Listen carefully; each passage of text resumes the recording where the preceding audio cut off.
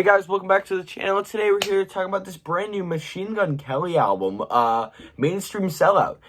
This is his, I think, 6th studio album now, and he has been making a name for himself in the pop-punk world after the incredibly successful Tickets for My Downfall, or To My Downfall, released in 2020.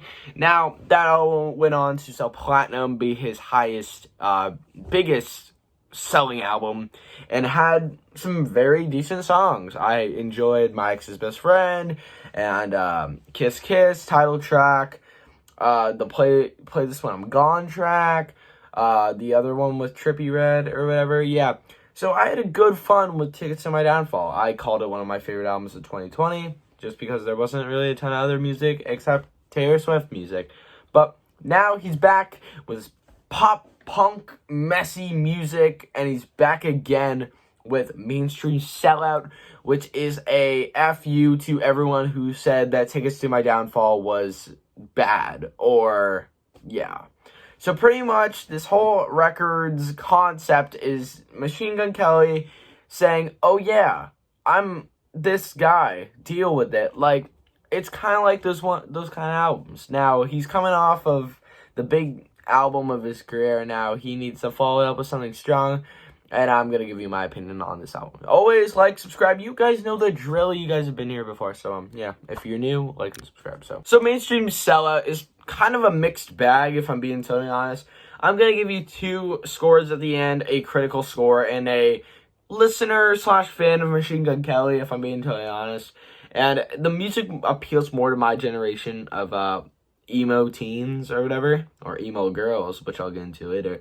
But pretty much this whole album is a messy listen, and I'm gonna go through my critical critiques and praises of the album. But started off, it is a very mixed bag. There isn't a consistent quality of tone besides these blaring guitars and Travis Barker drums. Now, there are tracks here and there with some, like, switch-ups, like A with Lil Wayne, with Love, Fake Love Don't Last, and the, of course, acoustic closer, Twin Flame, which is one of my personal favorites on the record. Now, there aren't a ton of single power on this album. I mean, Makeup Sex is doing pretty well. Emo Girl, of course, like, you know, it's stupid, but it's fun. It's an okay song. And maybe with Bring Me the Horizon are all going actually pretty good on the charts. Mostly Emo Girl, Makeup Sex, but maybe it's a pretty solid track. It's maybe one of probably my favorite track on the record, which there are some other ones that I'll get into, but overall, maybe is a solid blend of Bring Me the Horizon style with Machine Gun and Travis's mix of pop punk, and I like the vocals and the great blend. I thought it was definitely a highlight track for me. Now, there are some speed bumps along the way. Lil Wayne is featured on here twice, and half the time it doesn't make sense. His verse on A, which was one of the singles, was not bad. It was kind of okay. But on Drug Dealer, which is the other song he's on, it's awful. That whole song is really bad. It's boring. It's lame. And it's an attempt to get through the message, but it doesn't succeed. The whole message that MGK is trying to get out is pretty much saying, don't do drugs, even though I'm already addicted to them. Like, pretty much his love, romance, or whatever, is drugs and alcohol and all this. And pretty much, like, he's saying, oh yeah, I'm trying to get away from this stuff. Like, that's what the album is pretty much saying. And it tries to be subtle, but it's really not in a lot of the tracks. So that's kind of what brings it down for me. We also have some other weird features. I mean, Willow on Emo Girl. I mean, that kind of makes sense. Brim the Horizon, as I said, was a great feature. Love that. Ian Dior popping up on another track here for Fake Love Don't Last. That one was not very good. I did not like it. The mix and the production was really messy. Did not work the second time. And Black Bear, I already said, is on Makeup Sex, which is one of the bigger songs on the record right now. He's back again. This is not as good as the original, My Ex's Best Friend, which I think is MGK's best song.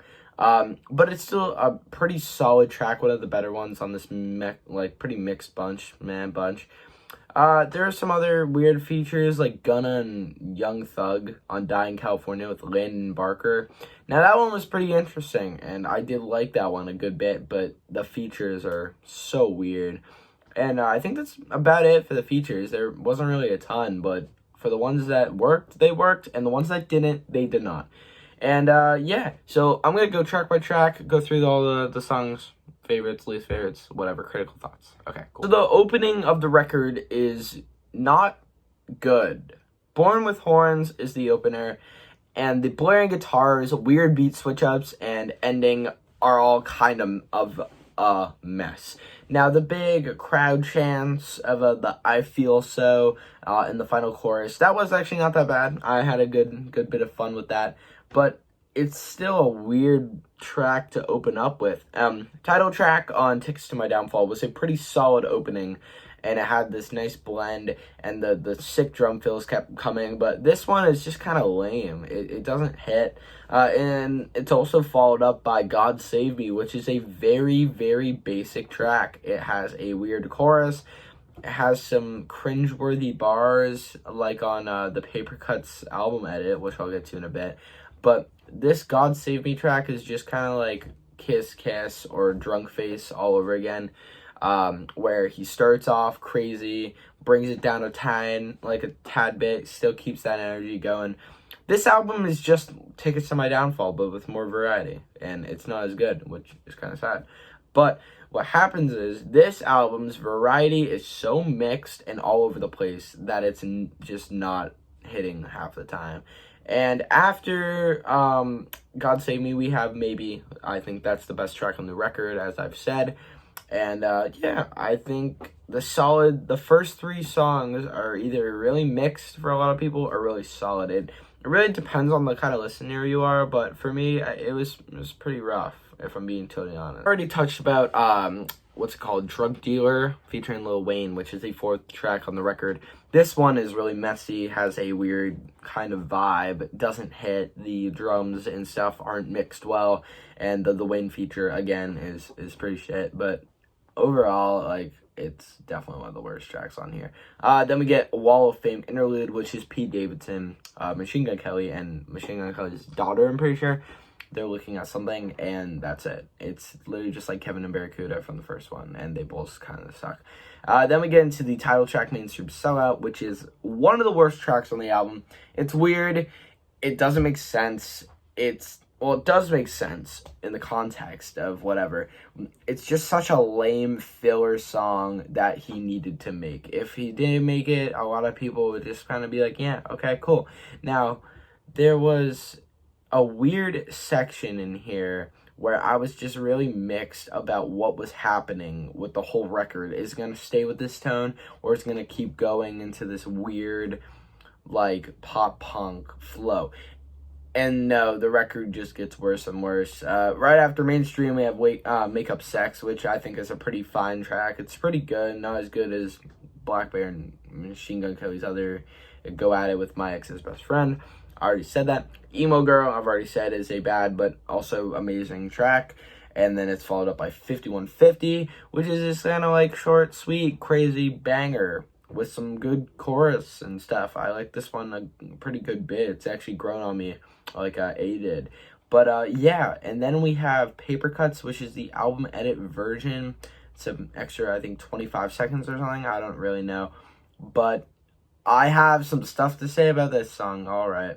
PAPERCUTS is one of those songs that I never liked, and I still don't. This album edit is so lame and half-baked and crap and just not it. I'm sorry, but no. Just no. It's so lame and stupid, and that's followed up by World War IV, which is even worse. This is the most filler song of all time, because World War III was a decent enough change of pace in the Tickets run-through, and World War IV is a messier version of that. That goes into a very chill song that MGK and Lil Wayne wrote when they were high. So, like, I can't get what this album's going for. And, like, A is a fine track. It's okay. Like, that's it. This whole album is just fine.